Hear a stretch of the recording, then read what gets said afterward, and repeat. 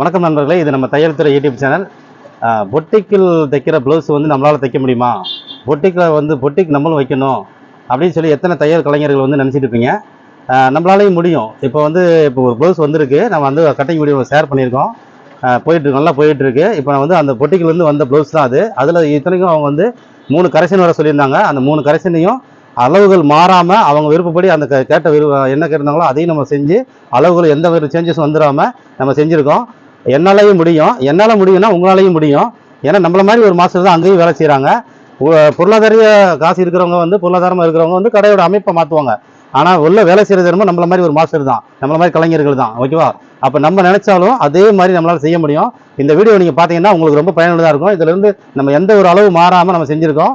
நம்ம தையல் துறை சேனல் தொடர்ந்து பயணிங்க. நிறைய விஷயம் நானும் ஷேர் பண்ணுறேன். நம்மளும் வந்து ஒரு பொட்டிக் லெவலில் பண்ணுறத நம்ம ஒரு சின்ன கடையாக இருந்தால் கூட நம்மளால் செய்ய முடியும். நன்றி.